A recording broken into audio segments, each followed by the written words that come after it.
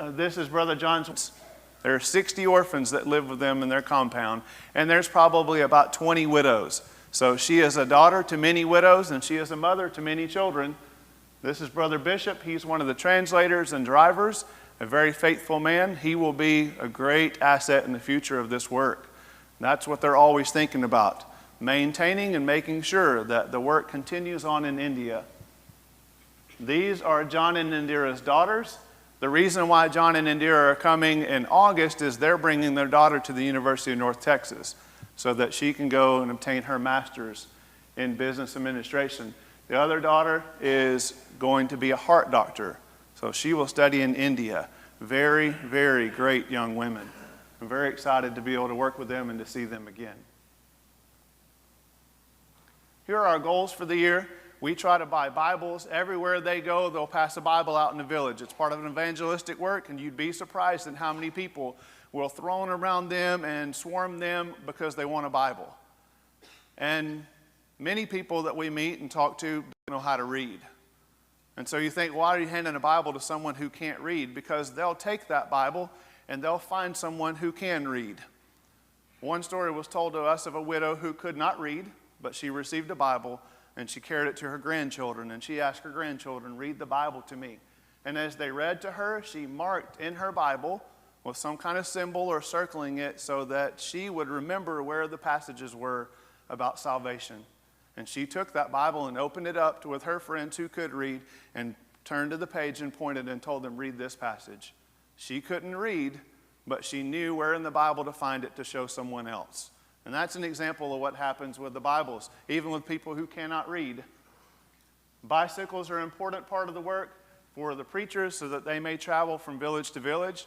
It is early Monday morning in India right now, so in India yesterday on the Lord's Day, a preacher may have gone to 4 villages. He may have, early in the morning, rode his bicycle to one village, worshiped underneath a tree, preaching there with a portable PA system. So $150 piece of equipment, very nice piece of equipment. We saw them battery powered, and he'll carry that with him on his bicycle. He'll go preach underneath a palm tree somewhere. He travels over a short distance, and they may have a tarp set up, and they worship underneath the tarp, and he has a PA system. And then he goes somewhere else in the afternoon and the evening. That PA system is not for the members of the congregation. It's for the people in the village so that they can hear the gospel. They can't help but hear the gospel. And no, they don't call the police. They just listen to it because what are the Hindus doing?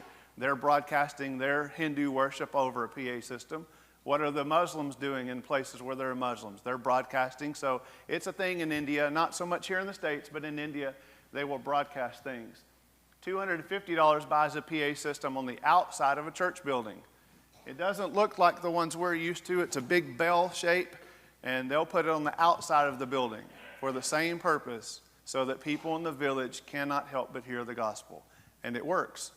We know of several souls who have been converted to Christ because they couldn't help but hear the gospel, and they became more and more interested in Jesus. Wells and baptistries are in very remote locations. They'll be up on a mountaintop in a ridge way far back, no electricity, and there may just be a small path that goes up to the mountain. And of course, there's no lake, there's no river. They may have a spring they're bucketing their water from.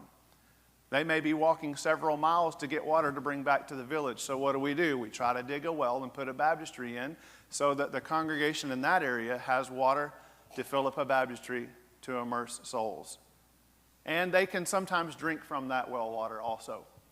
Church buildings, I have that italicized. Our goal is 20 this year, and so far we have not sent any funds to build a church building. Church buildings are a vital